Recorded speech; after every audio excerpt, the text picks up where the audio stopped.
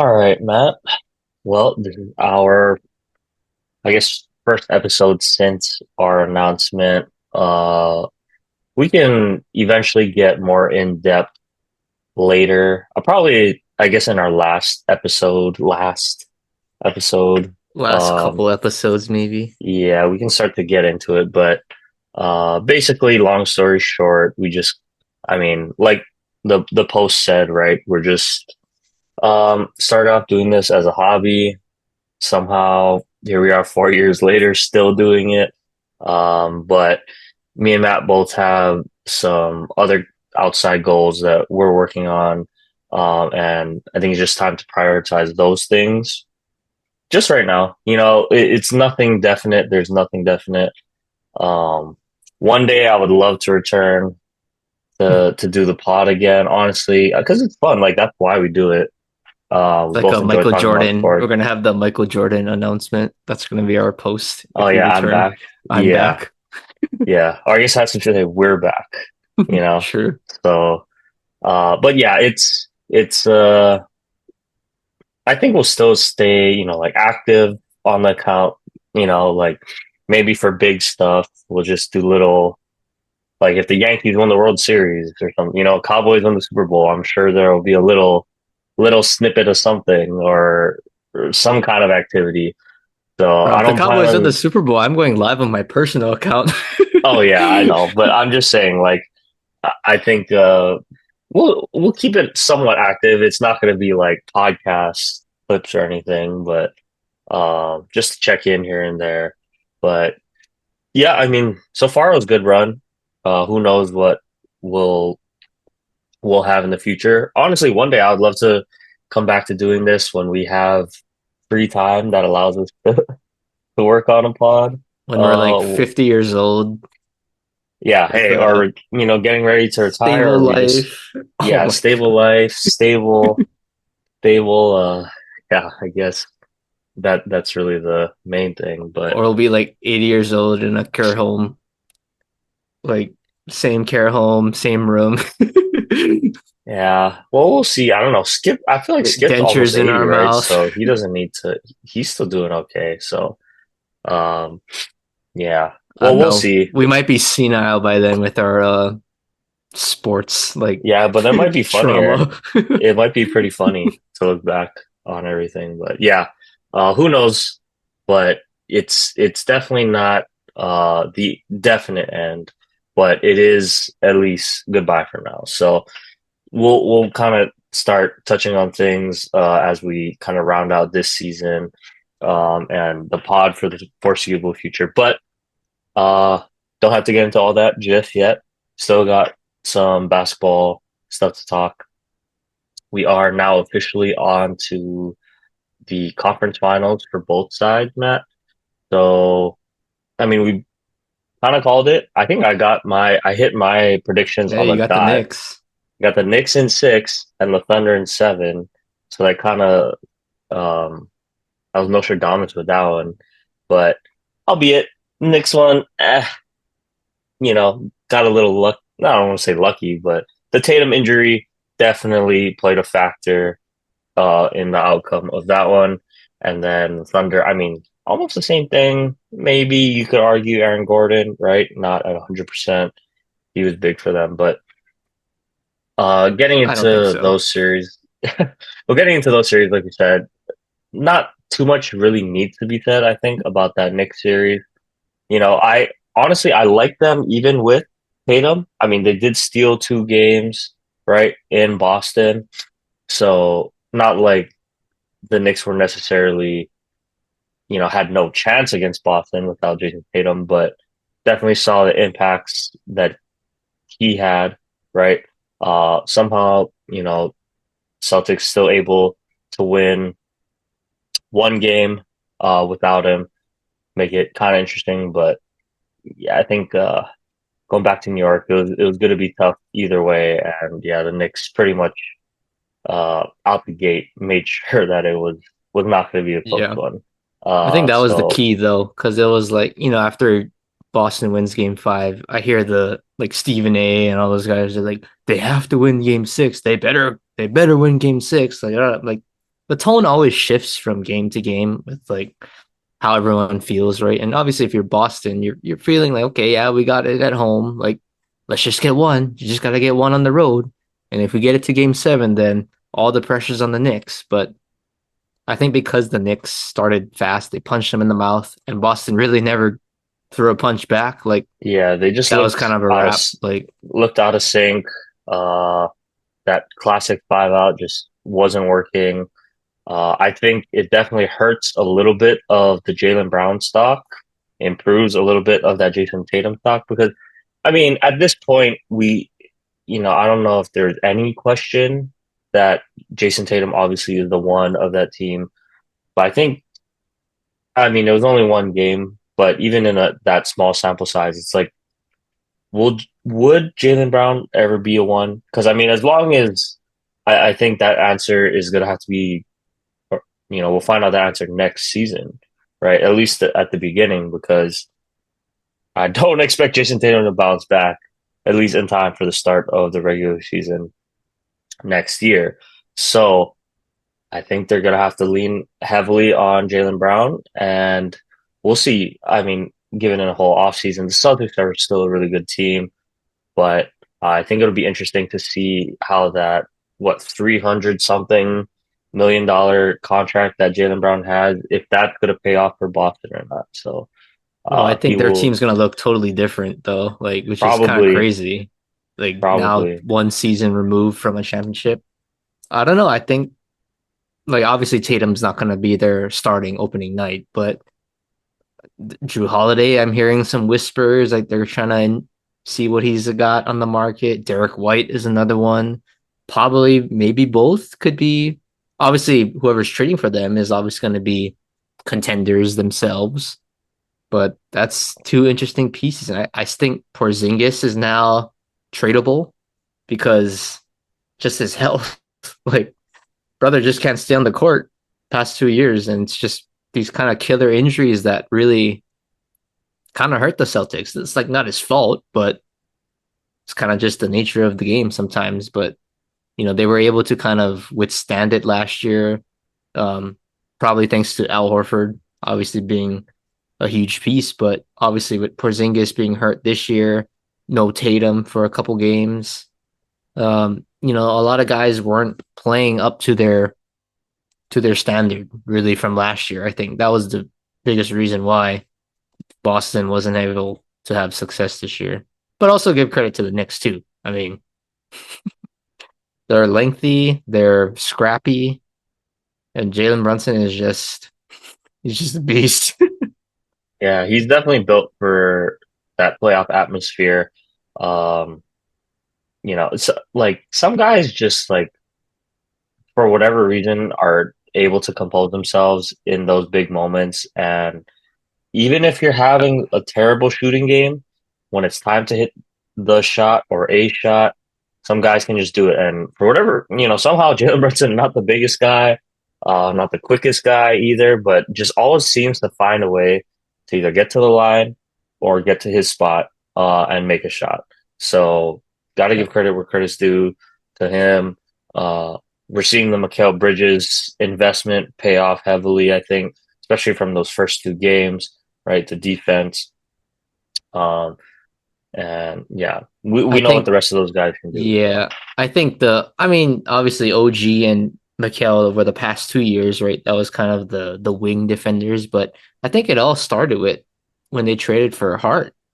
Like that's I've always been a huge fan of Josh Hart. Like he's one of those guys you can put on any contending team. He's gonna fit right in. Like you want a guy like that on your team. He just literally does the dirty work, but he's able to produce. He had a triple double in game six. Like he rebounds well for a smaller guy. Um, Not the greatest shooter, but if you leave him open, he's gonna shoot it and he's gonna make it. So he's not afraid of the moment. Obviously won a championship with Villanova with those obviously Villanova Knicks, right? So he's just he's just a true postseason roster guy. Like, he everybody can coast to the regular season, but I think he plays just at a different level when the stakes are higher. Like, I'm a huge fan of Josh Hart's game. And we also saw one other guy, the newcomer Cat, was a little interesting. I thought that was going to be a big move for them going into the season, but we really saw, I think, that payoff. Because when he has it going, it really just takes a lot of the pressure off Jalen Brunson. If he can, get his stuff to fall, if he's aggressive, it's another thing for defenses to have to worry about. And I mean, we obviously know the kind of talent that Cat is, right? All-star capability, and yeah, when he has it going, it makes things really tough, I think, on opposing defenses. So, Yep. um, When he doesn't shout out to settle the for Knicks. threes, it's a Yeah. difference. Like he hasn't been settled. I think in the past, at least with Minnesota, he would get a little 2 3 point happy because maybe he wants to make a statement like he's the best shooting big man in the league. Like you're trying to live up to that 3 point contest expectation. But I mean, with the Knicks, he's in the five, and maybe it was schematically right. In the Timberwolves, they had Gobert. Like you don't want two guys down there clogging up the paint. So obviously, Cat's going to be the guy stretched out. So different screen, but I think he's definitely fit in pretty well with the Knicks, and kind of like he's kind of the 4 out, 1 in. That's kind of like how they should play. Like Cat can be physical down low. Just kind of sometimes he cries like "Oh my god," or like like the his zesty moments on social media. But he's honestly a very physical player down low, and he can draw a lot of fouls for a lot of guys. So he slows the game down when he doesn't contest or settle for threes. I think so. He's going to be obviously with Miles Turner coming up next. We'll talk about that, but that's going to be a different challenge, I think, because Boston's bigs not quite like that physicality wise, I think. Yeah, and we'll see. We'll do a little preview of that next series, Matt. But we'll kind of wrap up the Thunder and Nuggets series. So the Thunder end up winning in Game 7. Obviously, uh, Denver a little.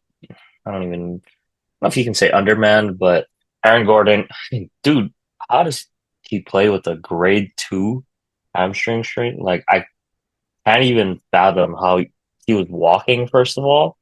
But to play a full Game 7 on it, I mean, gotta tip your cap to him. Dude is a warrior. Hopefully it doesn't have any long-term implications from that. I haven't heard anything, but obviously dude is ultra important to the Nuggets and really good player, championship caliber player, right? Um, but I think the series kind of panned out exactly how we were talking about, Matt.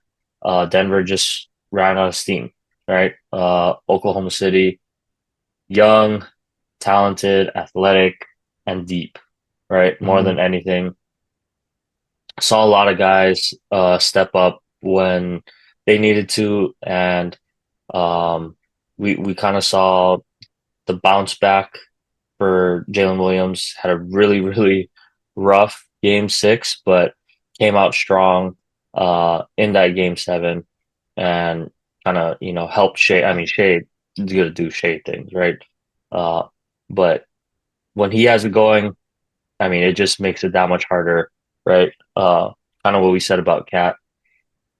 If someone's able to help out Shea, it could be any of those guys, Chet, J Dub, or someone else. It just takes that much more pressure off of Shea. And I think we also saw maybe Denver kind of, I don't know if they ran out of steam at the end, Matt, but They just did. They were didn't, yeah, gas. just didn't quite have that same fight. Um, but at the same time, got a tip cap to Oklahoma City. They made those Nuggets work for it, and you can tell by Game 7, Matt, with the lack of attrition already. I mean, if Michael Porter is going to give you 6 points, right? Uh, pretty much forget about it. Aaron Gordon still somehow has 11 rebounds out there. I mean, ridiculous. But the other guy I was looking at too, Matt, that I said needed to step up if Denver had a shot, Jamal Murray, who's kind of been over the past, several seasons now, just a playoff riser. Like, dude rises to the moment in the playoffs, has these huge scoring outbursts. and I thought they really would. They needed it, right? It's not like even 20, like a 20-point game. He needed to have 30 plus, I think, to for them to have had a shot. But I mean, he finishes with 13, 1 of 8 from three. Yeah, that's just not going to cut it with this specific Denver team. When it seems like even though they have Jokic, like they're searching for offense, somehow. And I mean, Jokic, we're taking, you know, he took 11 free throws, but have under 10 official, field goal attempts. I mean, he should be taking 20, 30 shots, honestly, if Jamal doesn't have it going already. But, gotta give credit where credit is due. That Oklahoma City defense played them, going back, I think that first time the Lakers finally beat Denver and we're like, oh, this is how you got to stop Jokic. You got to front him and you got to send help in the back. How many times do we see of all guys, speaking of Lakers, right? Alex Caruso out there, just bothering Jokic, fronting him, denying the ball, constant irritation. Um, and I mean, really, Matt, of all the Lakers that we have let go, in the past several seasons, I think the Caruso one might sting the most for me personally. Um, you know, I think Rob kind of learned his lesson with Caruso and applying it to Austin Reeves. He didn't let Austin walk, right? Because he let Alex walk. Um, I was trying to think who they even kept over him. I think that was like THT at the time, Taylor Horton Tucker. Yeah. I mean, he was, his stock was looking pretty impressive, but I mean, you saw the energy and the competitiveness that Alex Caruso brought to that team. So that, yeah, letting him walk was a really, I think, tough pill to swallow. Obviously, you can point at Josh Hart, Ingram, Lonzo, Kuzma, Randle, but for me, just Yeah, but because you of the got AD for price. that, so that's Yeah, kind of exactly. Yeah, yeah. But and like I said, it was the price that Alex Caruso was going for at that time. I mean, he was a quality guy, championship player, but I mean, he really wasn't gonna kill you. Especially like I think he's developed his game even more from then. So I don't know. That one was always the hardest one for me to see go. But he had a heck of a game. I mean, defensively, just dude is a beat. He just evolved into like a legit all NBA defensive player. Um, you know, stealing without fouling. I don't know, like so hard nowadays too with like all these players able to bait fouls and everything, and for him to still be able to knock the ball free without fouling, I think it made a big difference in the series overall. And yeah, like the bench is just outplayed. Um, Denver. And I mean, well, Denver, I guess you could call it a bench, but it's really like Russ and Watson. That was kind of like their whole bench throughout the series. So yeah, Denver, I think just ran out of steam. They're in an interesting position too, I think, going into next year.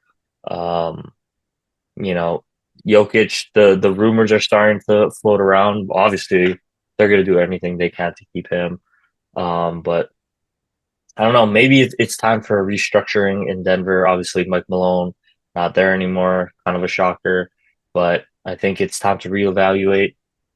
Get a little more depth, get a little younger, see what pieces they can move around. Because, I mean, I think yeah, this team they run it back again next year. I don't think it's cutting it out in the West. At least not to make it to the championship game. So, um, yep. I yeah, it agree. was a I, good I think season.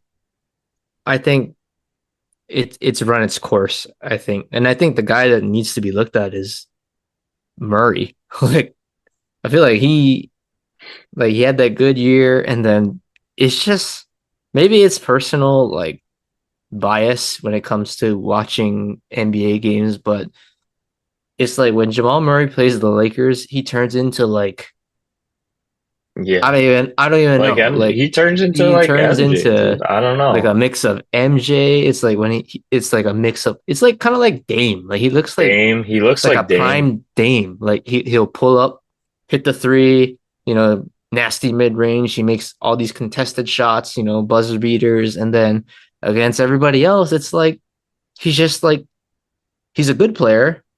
He's not a great player. He definitely is not Mm, a Robin on a championship team in my eyes when he's playing against these other teams. Um, Part of it is due to OKC, I think, because they were just up like pressing every single guy, even Jokic. Like they had Caruso on Jokic for a good portion of the time. It's like that guy can literally guard 1 through 5 at this point, which is crazy. But like they trap Jokic and he'll spray it out.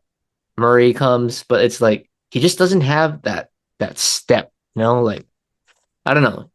Maybe it's the wear and tear a little bit. I know he had the ACL injury too, which was kind of obviously a brutal blow for like athleticism. Um, but he just doesn't have that burst. I feel like a couple years ago when they won the championship. So I think as much as your Jokic Murray, that's the pick and roll tandem, but you know they already have you fired Michael Malone.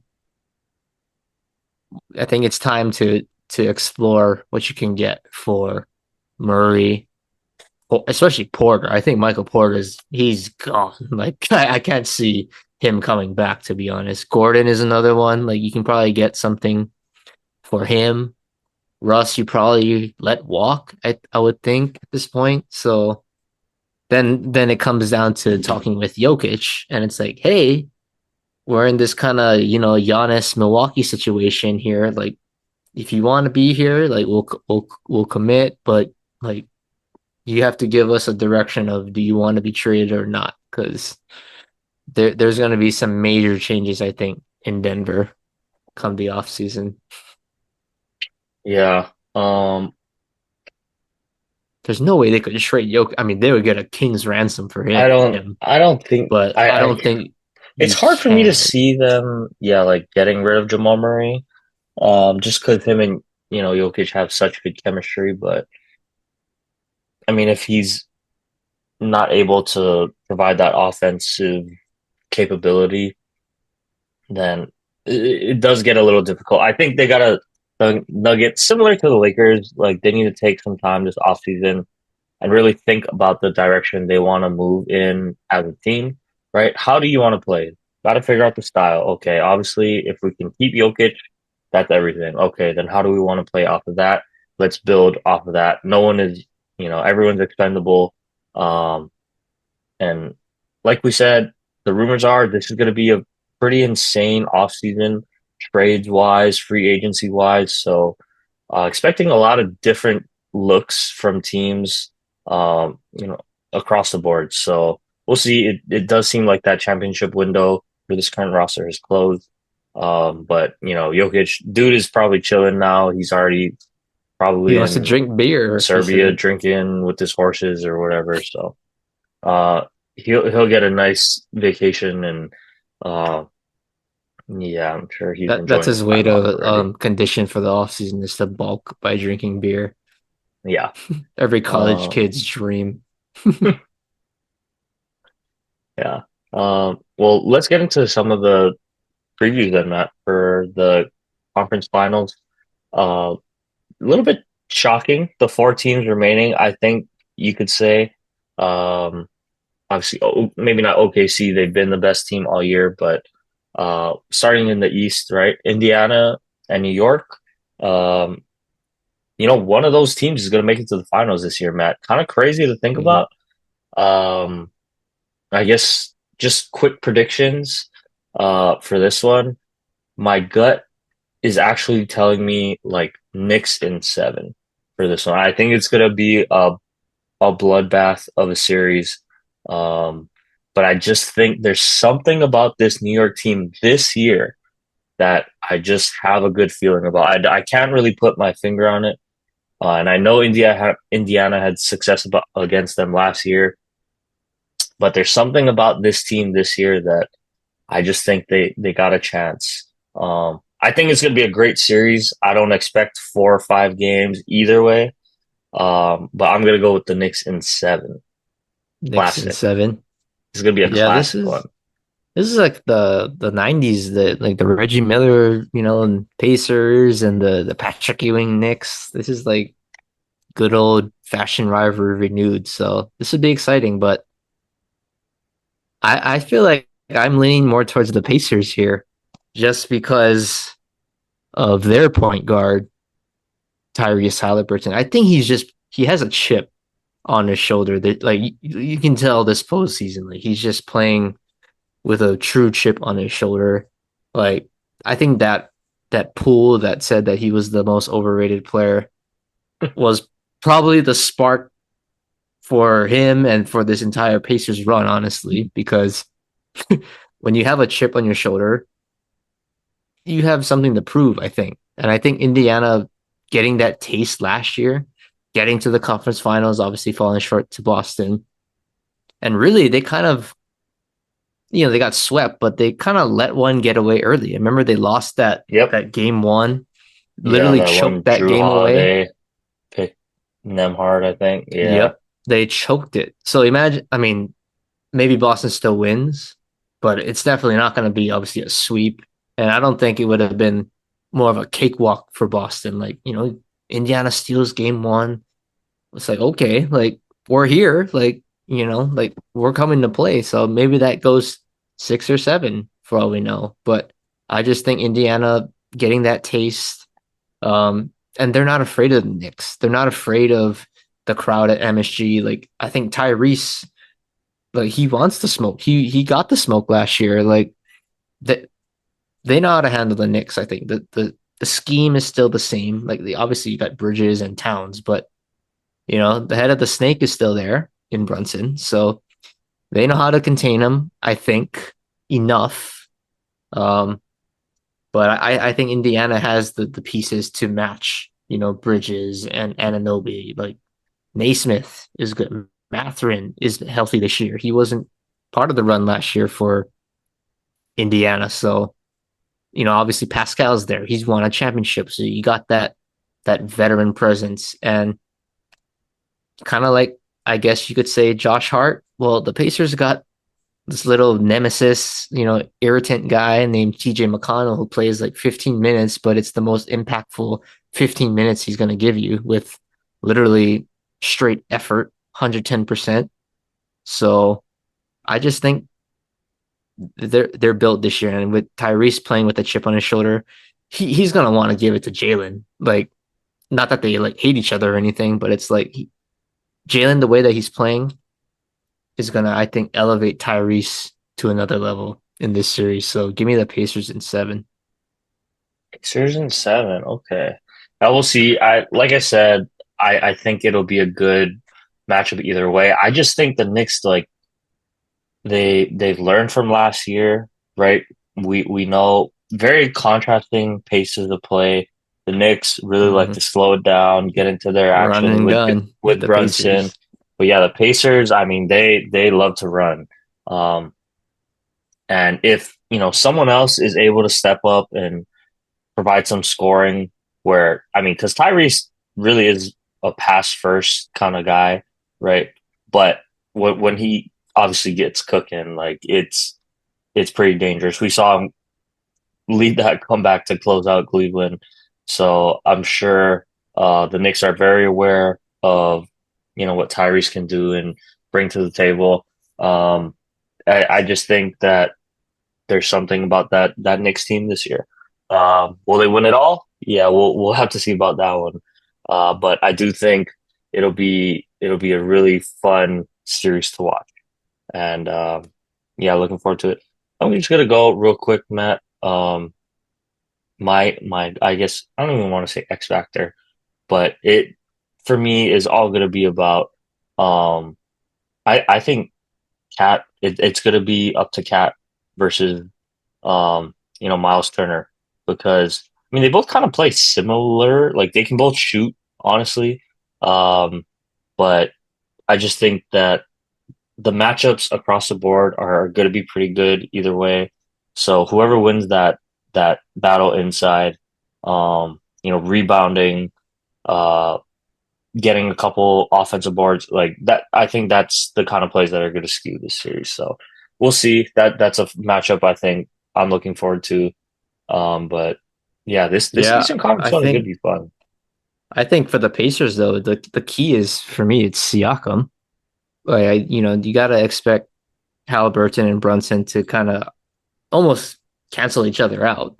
But I just think the Knicks on paper, a little more offensive firepower. So if Siakam can kind of like negate that a little bit, be a consistent, efficient 20 to 25 points at least, occasional 30-point games in the series, I think that's going to be huge for Indiana.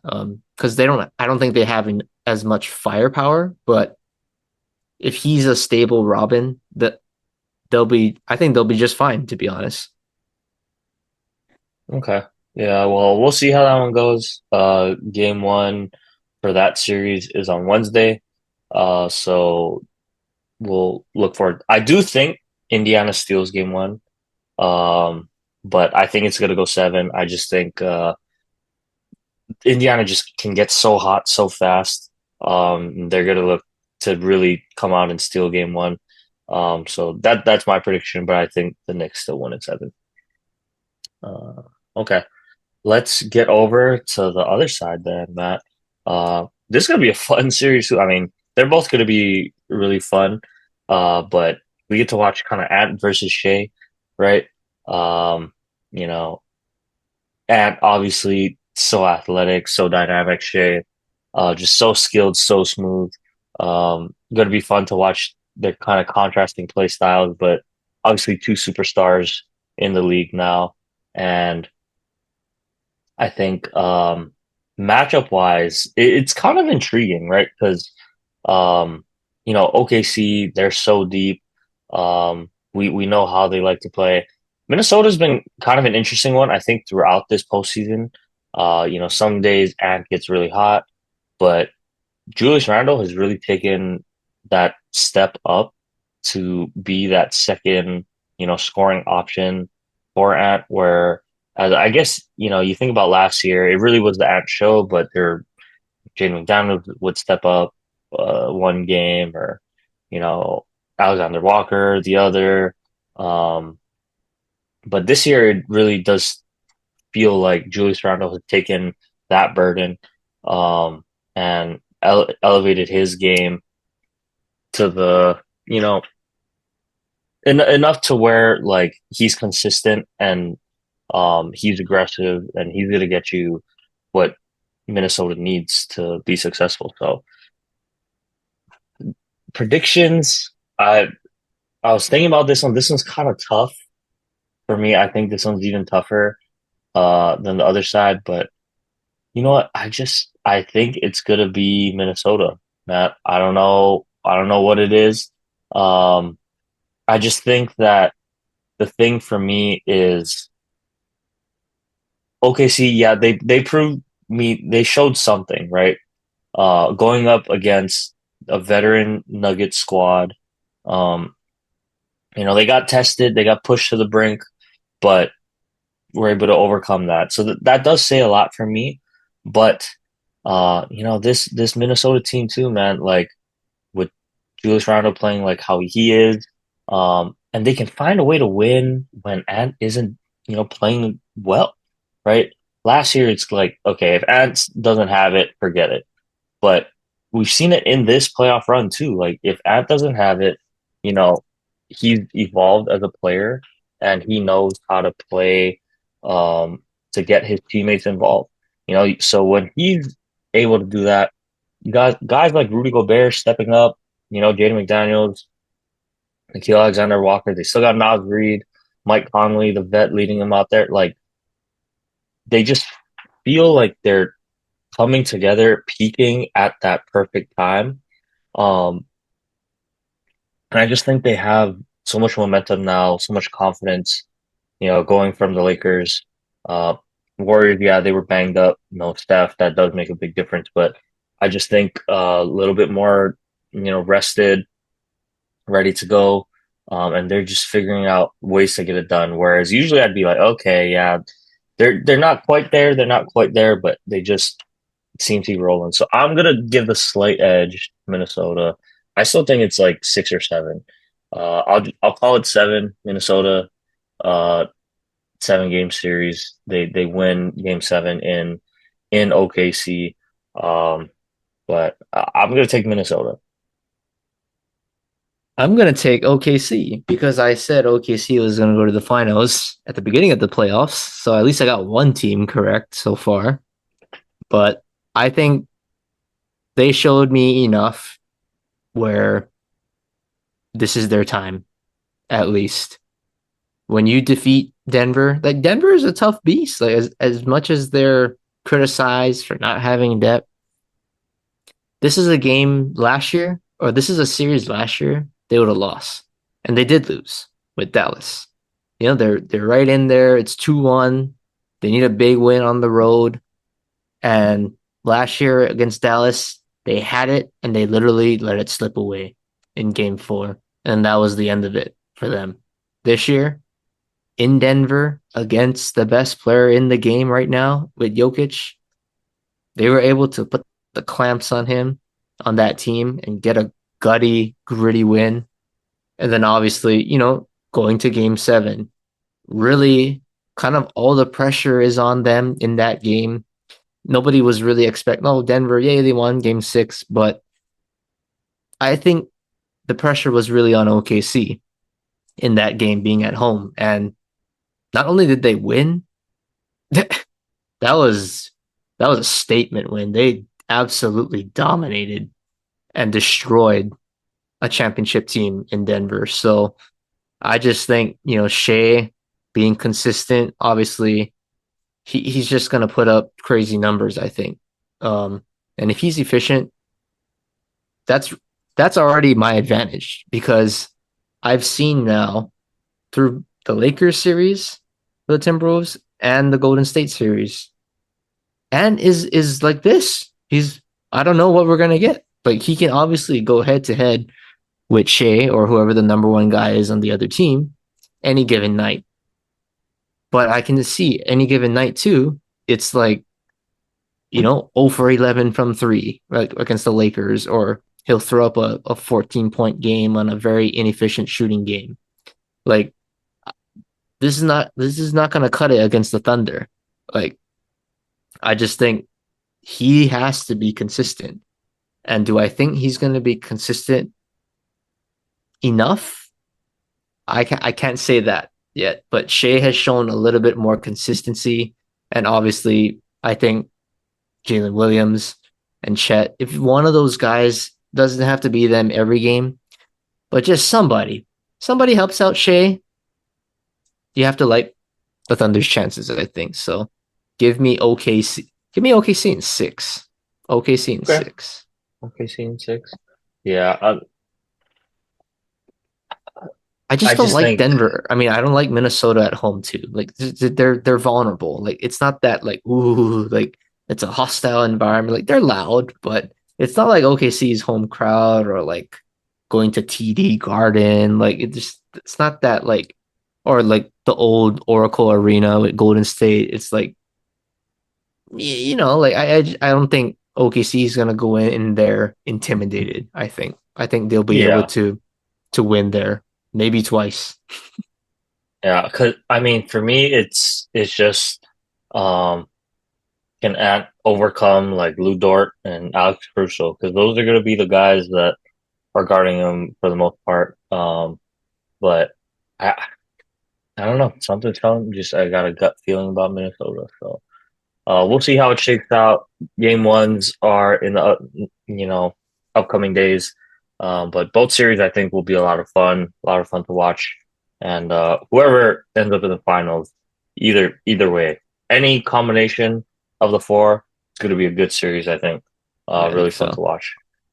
Definitely So not the NBA's dream finals with the Lakers and yeah, the Celtics for ratings, but for a basketball fan, like obviously we're gonna get Shea I think and yeah, Tyrese Brunson. Somebody's gonna win their first. That is Championship, exciting. So it is kind of that the turning new of era. the new era. Yeah, that is one thing that's exciting. Um, and yeah, we'll see who that's going to be, Matt. But we will come back next week to talk more basketball. But let's move on to some baseball here. And before we jump into the MLB stuff, I haven't talked about them a ton this season, but the UH baseball team, like last year, has been having a really good run. This year, a little bit better, I think, just or at least in the Big West.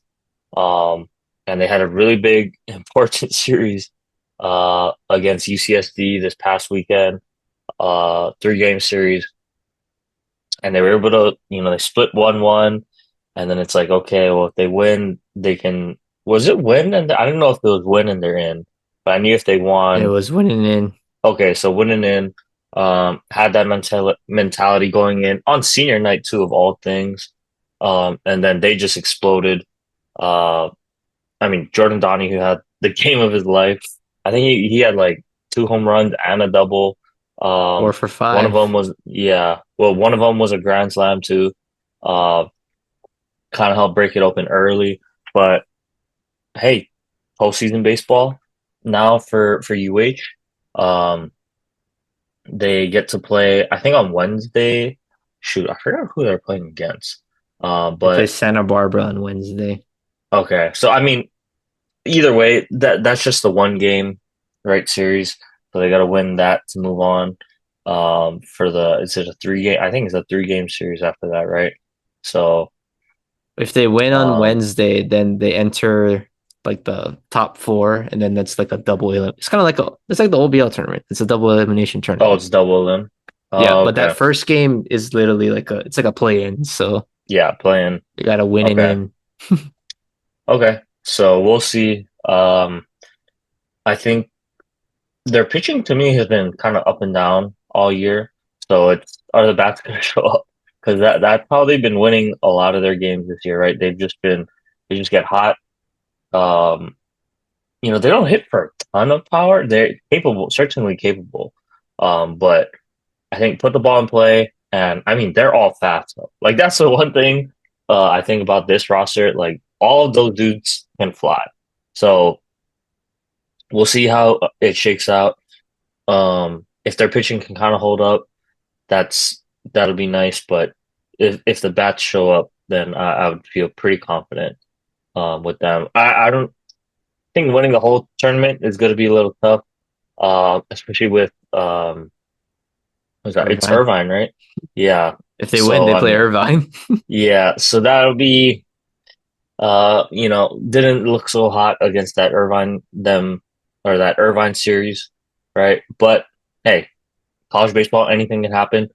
Take a look at the college softball, right? Liberty knocks out #1 overall Texas A&M. Uh, who would have thought? So it's college sports. Anything can happen, especially in these types of tournaments. All you need to do is get hot for a couple games and hey, let's go dancing, right? So we'll see how it shakes out, but very big series win. I think good to see them like getting over that hump. I think we haven't seen that from UH baseball in a long time. Been kind of like been good, been not so good, but never really been able to push past that pretty good barrier. So I think this is the year that they can make a chance or they have a chance to like really make a splash and say like, no, we're legit, we're here. Um, I mean, shout out to Rich Hill for really taking this program from what had been pretty mediocre. I mean, just honestly, right? It Like was mediocre. it was mediocre for many years and kind of been able to keep a lot of the home talent home, which has been really impressive. Um, but really just this exciting play style, like I said, they steal, you know, put the ball in play small ball, but can hit for power too. So I think that if the pitching just holds up, we'll be okay. Um, but obviously cheering for the Bows, Matt. So see how Oh that yeah, goes. I think well obviously they have to win on Wednesday, but I just think if they win on Wednesday, they're gonna have some kind of high going into Irvine. They have a Like, chance, man. Like they played and it's Irvine that one game literally pretty it's tough. So one game. It's not a best out of three. It's not a best out of seven. It's literally just one game. see, And I think you always say yeah. this, it's like whoever is hot at the right time, that's the team that makes these deep runs in college, in high school, in the MLB, obviously. So Hmm. I think maybe if they can win that first game and use that to their advantage, like Hmm. obviously, okay, if this goes like 15 innings, everybody's depleted pitching wise, we might have a different story. But if they're able to just kind of survive or kind of stay on like a track in terms of arms, like you're obviously gonna burn your A guys no matter what, I think. Yeah. But as long as it doesn't get too out of hand with, throwing four, five, six guys, that you want to use obviously to make a deep run, then that's a different story. But I just think in a one game scenario against Irvine, Irvine's gonna feel the pressure. Like I think when you're the top Yeah, seed in see a the one game, but the you only can thing play that tight. scares me, You play tight. I get that. It's just those Irvine pitchers, man. They're so good. They are So like good. that is the one thing that scares me. Like uh what did they blank us like 2 games in a row or something? So it's like they got two guys that can do that to us. But Yeah, but you're but right. at It least is it we've seen is them. a one game. We did see We've him. seen It them. is one game. Anything can happen. So obviously Look at go the state Bows. tournament for high school baseball. Like Oh Kamehameha's, yeah. they got the cream of the crop. They got all these arms. And then here comes Baldwin, right? They play a first game, they win, they feel good, and then they scored early against Kamehameha, and then it's like, I think that okay, was it. like, yeah, but then you play tight, like you're like, okay, like come on, guys, we gotta score, but Hmm. it just takes you out of your game sometimes. So if UH can jump on them early, you put the pressure on Irvine and make them feel it. Oh yeah, let's not get ahead of ourselves. We still got to win on Wednesday, but yeah, Yeah. hopefully we can take care of business. Um, and yeah, we'll be tracking that one for sure. It's early. I think it's early on Wednesday. I think it's like at 9 o'clock a.m. start time because I think it's a Oh noon yeah, Pacific's 12 time. Pacific, so 9. So yeah, so it'll be at 9 o'clock. So follow it, on your phone or something. I'll try to keep tabs on it if I can, but yeah, go Bulls. Obviously hoping this is the year that really springboards us to the national stage. That'd be cool. Um, They don't even have but to win the tournament. I just want them to make like a run. Like, don't go one and done or two and done, I guess. Like, let's try win a couple games and, make people feel yeah, our presence. oh yeah, that would definitely be ideal. Okay. Uh, Other than that, Matt, let's move on to some more baseball. We're full swing into the season now. Yankees. I mean, it was a rivalry weekend, right? So a lot of the crosstown rivals um, across the MLB. Obviously, the Mets were in town.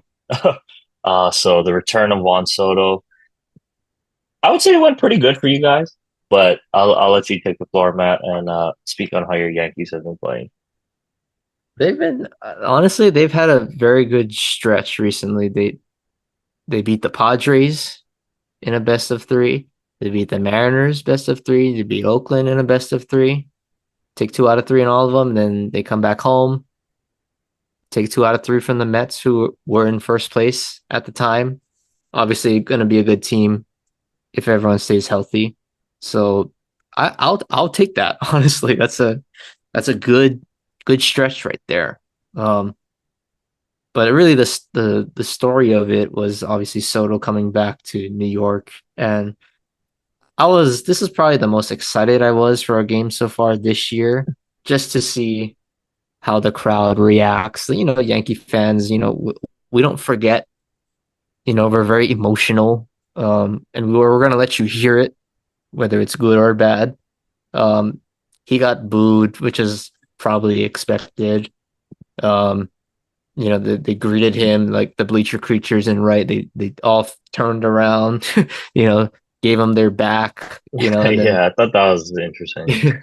I thought that was kind of funny to be honest. Like a silent like protest, like we won who, like but outside of that, they had the casual F Soto chants, blah blah blah, like typical Yankee stuff that we like to do. Um, but watching Soto this series, it was just like what a difference a year Little, makes. yeah. Like, I don't want to like say it. Well, you know what? I am gonna say it, but just looking at his like shape of his body, he looks fatter. like, like he has a little pooch in his stomach. Like, we didn't see that last year. Maybe it's the uniform, design, but he just he looks a little fatter. But the aura, that's what Juan Soto is, energy, being the spark of the team.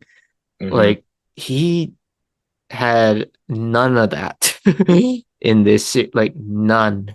And it's really been the entire season so far for Juan Soto. And I was thinking, knowing Juan Soto last year, obviously, this guy wants to smoke. He wants to face, Max Fried or Luke Weaver or Devin Wood. Like he wants to face the best pitchers that any team has to offer. And he wants to shuffle on you, like make like this is my box, my plate. I'm gonna own you this at bat. And he did not shuffle once. Any at that 3 game, he did not shuffle.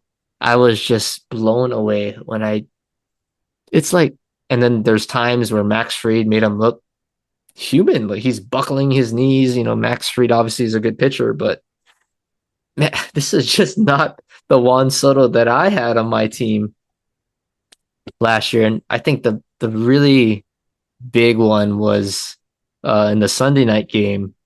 It was a close game, 2-2 in the eighth inning. He's leading off, and then he kind of like check swings, kind of a Yep. half swing. It's like, oh, what the heck? Soto never does that.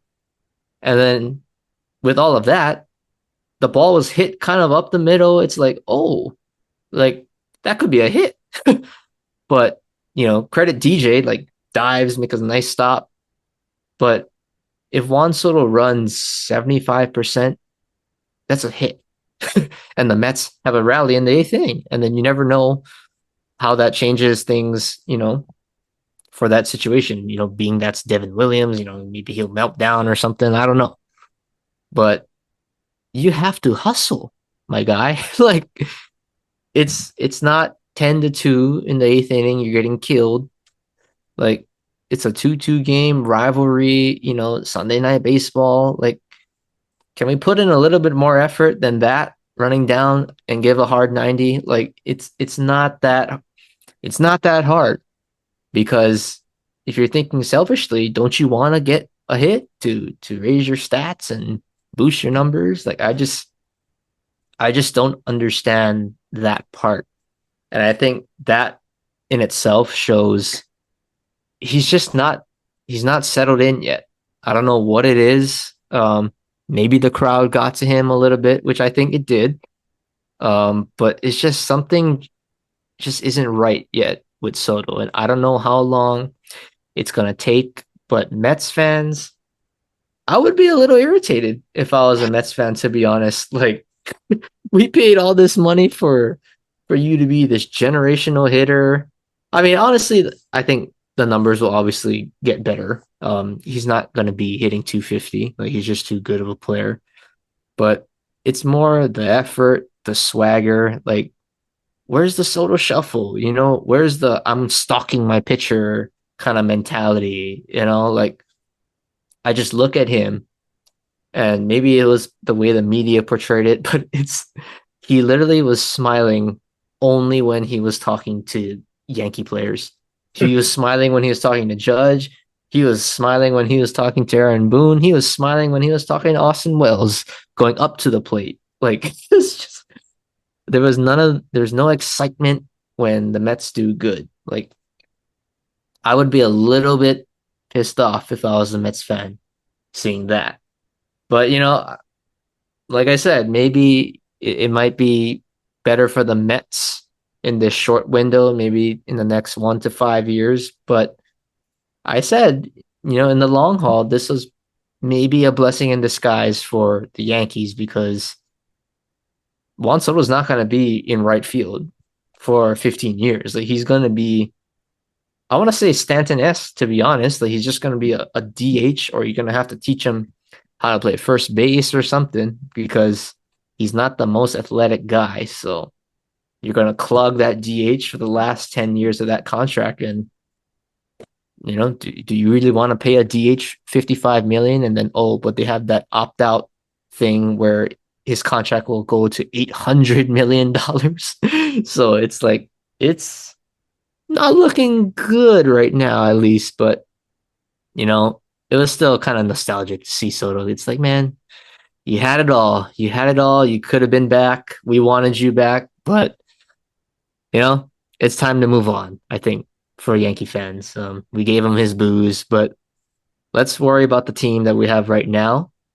And this was ironic because all the guys that we got with Juan Soto not signing had an impact on this series. Max Fried started Sunday night, was just continuing his mojo this year.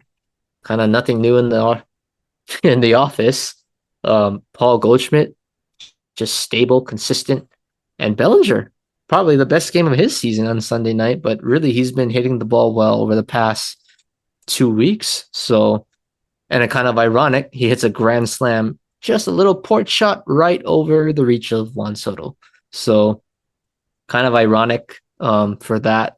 And then Devin Williams comes in, throws some nice outings in this series. So it's just kind of ironic that Yankees plan B looked like plan A was, this was the actual plan A for the Yankees. But DJ LeMahieu looked good, kind of revitalized a little bit. Hopefully he stays healthy because, man, if DJ is healthy, he's going to be a huge piece for us because third base is a problem. Cabrera's out for the season, probably. I'm done with this Oswald Peraza Vivas stuff. Like, he's just filling in for the time being with Jazz being down. But, your brother is like the biggest Peraza fan on the planet. And I really don't understand what the hype about is. I said we should have traded him like 4 years ago to get pitching, but it's like he's an okay defender to me. Like he has the potential to be good defensively, but just sometimes a little just careless mistakes, careless errors. The bat is not there, I think, which is the huge problem. Volpe, he is a Volpe is so like this for me. It's just sometimes he's so good and sometimes he's just so bad. It's just like, my gosh, where is your baseball IQ? Like I think I was like actually going insane watching him take his at bats because it's like everything is a rollover to shortstop, classic, when you roll over, you're out in front, easy routine ground balls. And then, in big situations, Anthony Volpe always seems to find himself up literally since he's been up in these critical situations, bases loaded, 1 out, bases loaded, 2 outs, or a couple of runners on in a big situation late in the game. And he literally always does not come up with a big hit. And it's not even, in this case, he didn't even need a big hit because he literally could have walked in a run. He's swinging at 5, 6 balls out of the strike zone. Like, bro, like that would get you benched in some teams.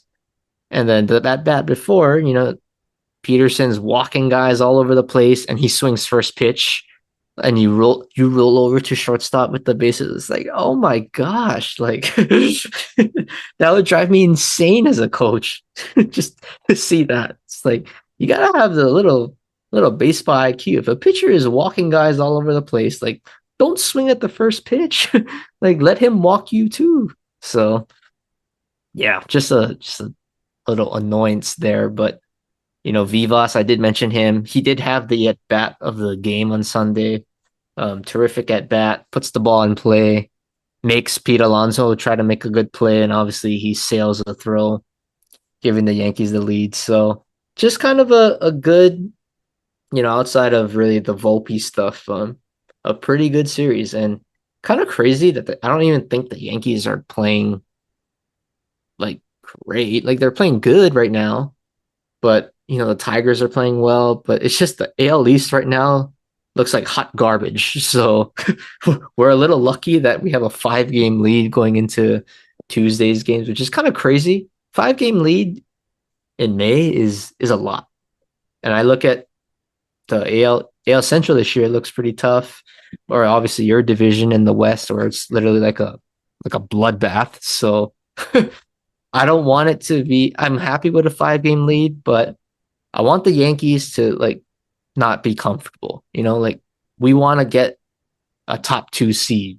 We want to catch the Tigers. Like let's get that 1 seed, but we want to get a top 2 seed so we don't play in that wild card round because the Mariners are playing pretty well too. So we're right there with the Mariners with that 2 and 3 seed. So we got to overtake them at least. But obviously, step one is always winning a division. And if you're 5 games up in May, it's a pretty good spot, not going to lie. So hopefully we can continue to grow that over the next couple weeks. But it's going to be tough because we come to LA, I think, next week for I the World know Series rematch. I wanted to go to that game, but work, so Work. couldn't. But Hey, we can we can we can watch the game. no, yeah, I wanted to go. Like I wanted to go, Yeah, I went to watch it in that game LA, two but years ago, and that was a horrible, horrible game I yeah, went to. you cursed them, so you can't be going back. No, I cursed the Yankees. Um, They lost that game. yeah, no, that was wasn't that the Judge series? That was a Judge Yeah, series, that's right? when That you were Judge there for? slammed his toe into the Yeah, right field. into Yeah, the exactly. So that's why you can't be watching the Yankees in LA anymore, man. It's detrimental yeah. to your own team. Or I So, gotta go to watch them um, play Anaheim with like all Yankee fans in the yeah, stands. that's okay. Yeah, if you're down there, that's fine. But yeah, you can't be going back to LA. But real quick, Matt, I just wanted to touch on one thing that you brought up with Juan Soto. Obviously, you were like blessing in disguise. I said already, I'd rather have Teo, right, like back with the team, than over Juan Soto, I think. But I will say this, Matt, you kind of said the aura is a little bit gone, and he didn't shuffle, and he's not as like synced into this team. And I'm just saying, like, sometimes you can tell, right, with a decision. And I'm just going to compare Shohei to it because he's the only other $700 million contract that currently exists in the MLB, right? Obviously, Shohei was going to get his money anywhere he wanted, right? But why did he choose the Dodgers? He came out and said, right, in his free agency, I want to go to a team that's going to, compete for championships every single year. Made it a point, right? Like that's what he wanted to do. Like above all else, above the money, above everything else, he wanted to win. And I'll just say, I guarantee you, Shohei hits that same kind of ball that Juan Soto does. He's running it out all the way and he's on base like 100%, right? With how close it ended up being and with how fast Shohei is, like he's running that out to first every single time, right? But to me, right, we've kind of seen Juan Soto's colors now. Like when you choose the Mets, who, yeah, they've had their ups and downs, but they've competed for the championship several years ago, right? They've been close, but realistically, like never came out and said, "Yeah, I want to win." Right? I want to go someplace that gives me the best chance to win it all. They're good. They're going to contend this year for the championship, but I think he saw that 15-year, 760+ million contract and said that's the priority, right? And so, like you said, so I mean, sometimes after a guy gets paid, they lose a little bit of the edge, especially if that's the thing that's kind of been driving them, right? Seen that ever since, going back when he was in San Diego, uh, going to New York, right? It was always about the contract, that long-term contract that he was, seeking after. And now he got it. And so maybe I don't want to speculate because I don't know, what he really is all about. But just from an outsider's perspective looking in, I mean, can't blame the dude for losing a little bit of the fire. Like that's your job, right? Your job is to go out there and get paid for what you do. And he got paid. So maybe it's going to take a little bit of something else, maybe it is all this criticism is going to work out because it's going to light the fire again, right? But there's no doubt that, I mean, if he's not going to shuffle, especially against his former team, to have a little bit of that edge back, yeah, like you said, if I'm a Mets fan, I'm a little concerned. Like I'm a little concerned he hasn't fully bought into that culture. But I mean, the reality of the situation sometimes is dudes get paid and they lose a little bit of the edge, right? Yeah, If that's that's true. really But what he was playing for. So, look um, at Shohei. That's a good point. You brought up Shohei. Like he was on the Angels, and then you see like when he goes to the Dodgers, he gets the big contract. But you just saw Shohei. Maybe it's the way the media portrayed it, but the dude just looked like he was in heaven. Like he was like just so happy. Like I don't think he was like that joyful. Like he's does all his celebrations and stuff with the Angels, but you just see like emotion coming out of Shohei. Like he's happy. He's like all these but that's what social I'm media saying. Like, clips I in a think game that's in May. Like he's he like wanted to be there. screaming with a big hit. Like yeah, like where is that from Soto? And maybe like you said, Matt, maybe he really deep down wanted to be in New That's what they York, said. He wants to be in New but York on the but Yankees.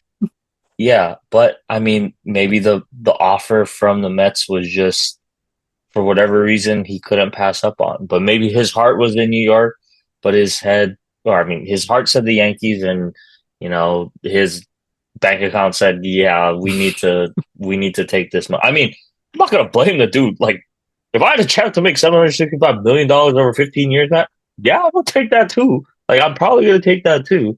I'm not gonna fault him for taking the money over anything. I'm just saying, like, from an outsider's perspective, yeah, that edge that we saw from when he was, however old he was, world champ with the Nationals and brought them a championship. And he had all that swagger and he was staring down Verlander of all Mm-hmm. dudes as a rookie. He's shuffling at Verlander. Like, Pimping home dude, runs. Like yeah, pimping home runs, clutch hitting, but had that like you said, that aura, that swag to him. We just haven't seen it this year. So I've got to think, right? It's something about maybe the decision, maybe it's a little bit of regret. I don't know, or maybe he just, it was the the contract was fueling him, and now he lost a little bit of that edge. But definitely something is a little bit off. I think the talent is still there, right? The bat to ball skills, the hitting ability, it's still there. But maybe he just needs a little bit of something, and maybe the criticism is going to be enough, right? Like maybe he's going to see everyone talking about him, and you know what? Like let me go out and prove everyone wrong, and maybe that's enough to see that fire come back. But if not, like yeah, same thing. Like I'd be a little bit concerned if I was a Mets fan. So just wanted to touch on that, but maybe it ends up being a blessing in disguise for you guys. Um, but with that, okay, let me get to my Dodgers here. Uh, I'm a, I don't really want to talk about them because they kind of stink right now. Got swept by the Angels of all teams. Who, I mean, going into that series, they were terrible. They were playing terrible baseball. Could not hit. Could not score any runs. And then they looked like, it looked like a varsity team, like playing a JV team out there with how easy it was for the Angels to get hits off of us. Carry that into tonight, right? Against the Diamondbacks, teeing off on our pitching staff. But not gonna go too crazy because it is May, right? I will say, oh, it's early, but we're also extremely injured, and I don't know what it is with our curse of pitchers getting hurt, Matt, but we are desperate now. I mean, lose Roki, obviously the Glass now and Snell. Um, how many relievers we've just lost Kirby Yates now for an extended period of time. Still Gratterall, Phillips, Kopech, Trinan, um, key guys in our pen. Uh, and it's just a disaster right now because the guys in the pen are getting overworked, and we are going to have to keep having to pull up, new guys that are not quite, I think, well, not MLB caliber, but they're not that same tier of relievers that we have on our injured list right now. So it's just not looking good, and we just got to out hit everyone, right? So if we're not hitting, like you can kind of forget it. But as bad as it's been, right? Um, I will say it is good to know that we're still not gonna quit on games, right? Like sometimes I question things, especially like, Haesung Kim, dude was like the gold glove or whatever equivalent in Korea at second base, but they really, really want to turn him into another TK or Tommy or, these guys that can play. Chris Taylor, he's gone now, right? But these guys that can really play anywhere on the field. And like tonight was evident of, maybe we don't need every single athletic dude to be a utility guy, right? Maybe let's just play him in his natural position, you know? So I mean, Cat loses the fly ball in center field today. That kind of started the whole mess of tonight. But I will say, I think a bounce back is coming because, down what 9-4 or whatever it was, 9-3. Um, and for some battle, like stay in it. And, they wanted to throw out their reliever with a 6-run lead, but they had to call in Shelby Miller, who's their closer now, to come in and close out the game against Haesung Kim. Like, and we had, if he gets on, Shohei comes to the plate as the tying run, right? So, for us to keep battling, even when we're down big, um, that to me is at least encouraging, right? It's May, but we're not just giving up on games, right? Dave's not throwing in the towel. The players aren't just, oh, whatever, go on to the next game. We lost this one. Okay.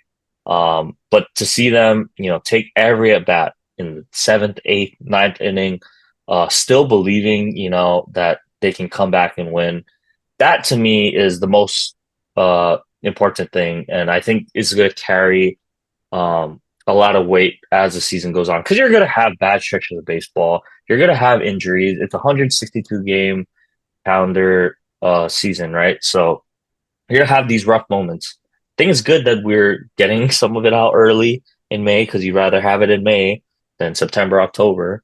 But good to get these kind of things worked out. Let things kind of play out how they do and see how you bounce back. So I'm honestly expecting a big game tomorrow. We got Yoshi on the mound. Um, and I think we're going to carry some of that momentum from tonight into tomorrow. Diamondback's still a really good team, Matt. Um, but I do think turnaround is finally coming for this team. So, uh, especially now with this team healthy, I think right now, Matt, you take a snapshot of this team. Um, Aside from pretty much Michael Conforto, who's kind of the only question mark for me right now, I think this is the team that we don't even really need to make any big moves at the trade deadline at all. I would say if Conforto and well, Muncie's kind of starting to figure it out a little bit more here. But if Conforto can just be a decent hitter and not a liability, this is the roster we're gonna roll into the playoffs with. Like I'll talk about Austin Barnes and Chris Taylor a little bit later, but yeah, this is the team that I think they're going to roll out. Dalton Rushing, I think brings a nice little spark. Um, and him and Will Smith as a tandem, I feel really good about. Haesung Kim brings in electricity. to that field. And I think, I mean, I like the roster. Obviously, I'm always going to want to upgrade. But if this is what ends up being that final roster, we have like a Rojas to pinch hit, Kike off the bench that can kind of do whatever. I don't know. I think I'm feeling pretty good, especially like I said, Andy Pajes, dude is just went from pretty much being almost cut to an all-star candidate now. Like that's how good he's been playing. Um, so just, we just need to settle the storm a little You guys bit. just need to figure out your defense because I think that's the thing that's killing you. Like, is Mookie Betts really a everyday shortstop? Like, I don't And I know. think I Like, think think Tommy he's Edman is better okay. over there. I don't know. I think he's okay. Mookie's been kind of finding his groove, I think, in that shortstop position. Obviously, Tommy Edman can play anywhere. Like he really can play second, short, or Center. center with a gold glove level capability at each position. But he's a rarity, right? I mean, Kike too. Honestly, Kike's glove is insane. Like he might be even I think he's even more versatile because he can literally play any of the He positions can on the pitch. infield. Yeah, he can pitch, but any position in the outfield too. Like that dude is a freak. So, um, I don't know. I feel pretty good as long as we can get a little more consistent. But this team, when they're healthy, man, like I'm just you look at their roster from top to bottom, our best nine out there. Uh, I feel pretty good. I feel pretty good about that. So as long as everyone's healthy and clicking at the same time, the Teo came back, Tommy's back, like that's a scary like 6 or 7. Like if you really just take those 6 or 7 guys. Um, you go Shohei, Mookie, Freddie, and you can go Will Smith, Teo, Pajes, Edmund in any order. Like that is a scary lineup when healthy, especially with how they've been hitting right now. And then you can sprinkle Muncy in wherever you want, Sung Kim wherever you want, or Conforto. But that's a good team, and so I think roster wise we're okay. Gotta get healthy pitching wise. Um, and I think we'll be okay. But yeah, it's been rough watching some of these starts recently. I mean, Kirsch came back, he got lit right away. I mean, I'm not surprised, really. Like, dude is throwing He's there for the 88, playoffs. 89 mile per hour. Yeah, he's throwing 88, 89 mile per hour fastballs out there. Like, I think that's a little, there's a difference between the major league guys and AAA guys, but he's still got what it takes. I think he's not going to be the same caliber starter, obviously, but yeah, I think he'll be okay. But it's been a rough several days for me as a Dodgers fan in May.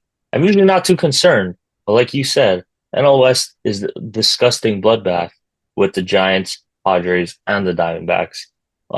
We're all separated by like 2 games or something ridiculous like that. So, um, yeah, we'll see how it goes. But well, tomorrow is a big game. I think if we can win with Yoshi on the mound, it'll be a big bounce back game.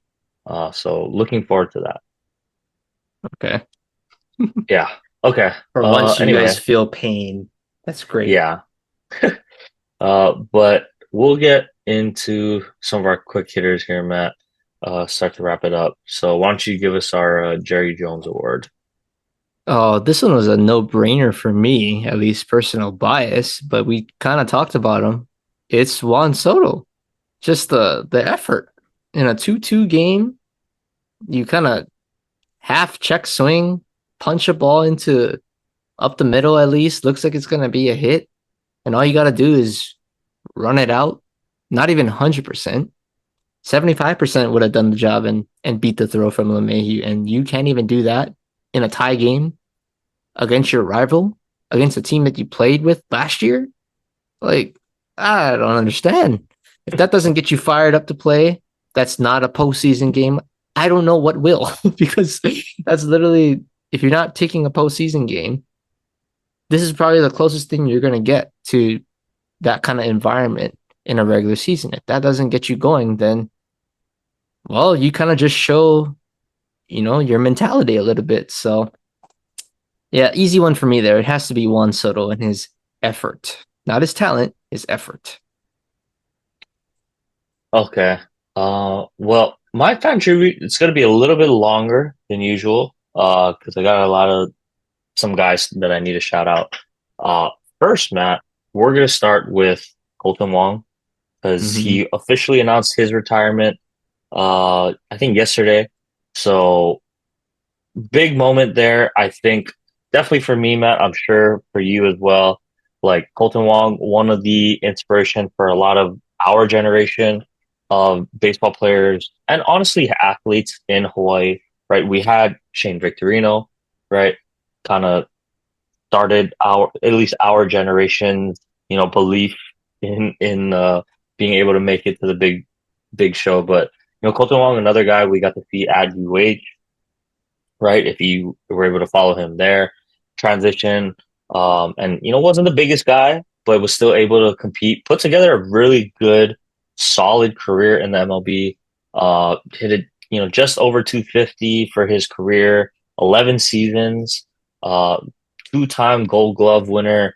I mean, he was in contention for the Gold Glove pretty much most of his time in St. Louis and there in Milwaukee, but was able to win two, which is, I mean, that's no joke, right? To win back-to-back Gold Gloves.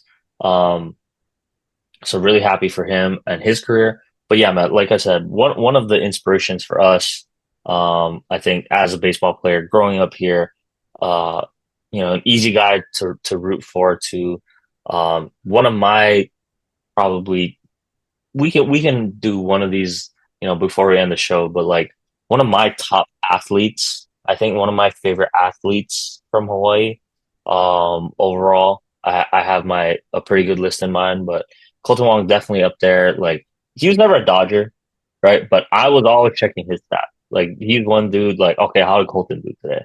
Um, had some big moments. Obviously the not so good one in the World Series, right? But I think the one of the reasons like I have so much respect for him too is, you know, even as a rookie, everything he was going through at that time, right, with his mom, um, him to have that negative moment on that big stage, but still be able to, come back, show how much he cared, um, and bounce back from that. I think that's one of the more inspirational things about his baseball career, right? He had the success, but also how do you bounce back from the hardest times, right?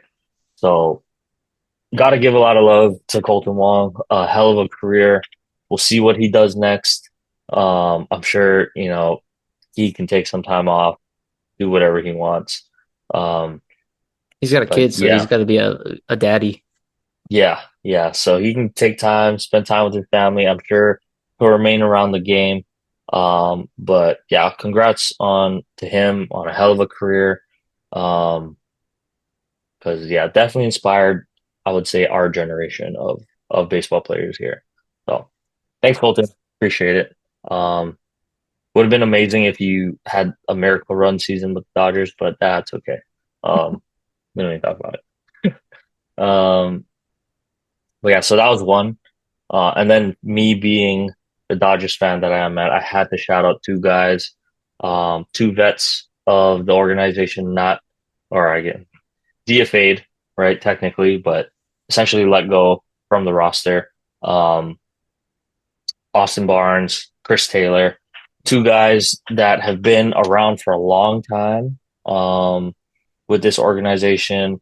Two guys with, pretty memorable moments too. Like a lot of people forget before Will Smith, like Austin Barnes was the everyday catcher for the Dodgers, and honestly, he hit not bad. Didn't have that same power, same pop that Will had, but was always a guy that would could produce, had some big moments. I think for Austin, for me, the biggest moment of his Dodgers career is singling off Blake Snell to knock him out of that game 6 in the World Series in 2020. Like, that's got to be for me the biggest moment that he's ever produced. Because for some reason, that was enough for Kevin Cash to pull the plug on Blake Snell because we could not hit him. And I could not believe they pulled him. but I'm so happy they did. So thank you, Austin, for that. That's probably, I'm serious. That's like my number one Austin Barnes moment. Um, and then obviously he catches the game winning strike, throws the uh, glove and everything in there. So that's always pretty cool. It's But Kershaw's I catcher though. yeah, and that's Kersh's guy. So I think it went a little. It was hard, but I think it was an acknowledgement. Um, Bittersweet, but good to see that. Hey, this we're still the Dodgers, right? Yeah, we want to keep guys that have been good for us, good for the locker room, but hey, we got to win games and we got to win games now. Like as shitty as it is, that's the business of baseball, right? We got to be able to have guys producing right now. And it's like bittersweet because you hate to see those guys go. They mean so much to this club, but also nice to see like, hey, this organization is willing to be like, I'm sorry, we respect everything you did for us, but we got to do what's best for the ball club. And I think we saw that with Austin Barnes, like you said, Kershaw's guy. But I'm sure Kershaw will figure it out as we go along here, Matt. But the other guy, Chris Taylor, um, you know, this one was tough for me too because like I just wanted him to find his old self so badly over the past few seasons. It just never quite looked right. Could never really figure it out. And I mean, it was tough because he has, I mean, extremely memorable moments in Dodger Blue, right? From uh I still remember the World Series against Houston in that insane like game 5 because we were watching that up. I remember watching that up in Portland. Um, Talking about the that hit back off of and forth game. Ozuna. Was it Was off it of Ozuna? Ozuna? I think so, Forgot who right? the pitcher was. Yeah, to tie the game like in the Like, ninth inning. yeah, that was one of the clutchest hits I've ever seen. Like Yeah. watching TV, like I think I was were we at the gym? I was trying to remember where I was when I remember watching that. We were either at the gym or like at Pilot House or something. Uh, Trying to watch. I just have that distinct memory of that game, but that I was have such that a big distinct hit. memory too. That was one of the Yeah, clutchest hits I've ever seen. yeah. That was To insane. tie that game, I mean, that one sucked to lose though, I'll say. Um, but I mean, we all know why we lost anyway because Houston Hmm. cheated, right? Well, that But should have been Aaron Judge, playing against Chris Taylor because oh, you're right. Yeah, that's yeah, true. we got robbed too. So Yeah, you're right. But that was one, and then the catch he had against the Brewers, Christian Yelich hits a bomb to left center, but he comes in, sliding catch on the warning track with a huge one, kept us in that game. And then probably the most memorable one, the wild card 2021 walk off. That was back when it was still that one game series for the wild card. And I mean, I was scared because I mean, we're coming off the World Series, but the Giants were insane that year, right? And then we load up. We had Trey Turner and we got all these I Nationals thought it was guys, and it's like, Scherzer, oh my yeah. God. Yeah, it's like, oh my gosh, are we gonna lose to the Cardinals with all these guys that we went out and traded for? Like we couldn't hit at all. But he comes up, smacks the walk off a home run. That's probably the number one moment for me. I'm sure for a lot of Dodgers fans too. So um yeah, always tough to see him go. Was, just a solid guy all around. I think his wife too has like Hawaii ties somehow as well. So yeah, I mean, even more so, tough to see him go. But I mean, I guess that's just the nature of the business, right? I hope, both those guys get picked up and continue to play, continue to earn money. Hopefully don't come back to kill the Dodgers or anything. But yeah, had to give them their time and their flowers. So those three guys, especially, for me, Matt, are gonna be my fan tribute for this week. But Yeah, I'll it's a call it good fan there. tribute. Yeah.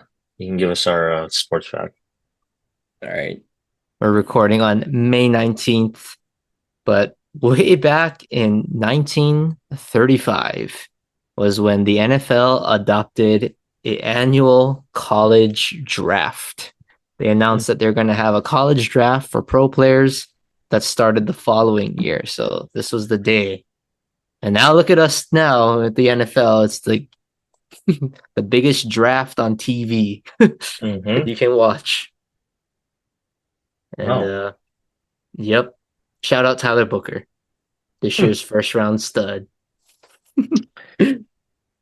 Yeah. Okay. Um. All right, Matt. Well, I think that covers it for this week. Like we said, we're winding down, and not counting down, but we're winding down the episodes on the season here. Uh, will likely be our last season for some time. Um, but I think we still have some time. We don't need to get like too into the old. It's the end of everything and blah blah blah just yet. Still got some time. Still got some basketball to discuss. We got to get through the conference finals and then the finals itself. So we have a few episodes to go here, Matt. But yeah, definitely gonna start to uh, Wind it layer down. things in. Yeah. Yeah, wind it down. It's like a month. We'll We got see. like a month for the NBA finals Yeah, to finish, I yeah. think. Okay, so we got about 4 episodes left. Um, we'll see how it goes. Try to end on a bang. Um, think of how we're gonna do that last episode. But yeah, it'll be fun either way. Wrap things up here on the season, on the pod. Go into our retirement from the pod. Uh, yeah, but not over just yet. Still got some time. So we'll be back next week, everyone. Don't worry. Appreciate all the support as usual. All the love we were getting on our page after Matt made the post. So we appreciate it, guys.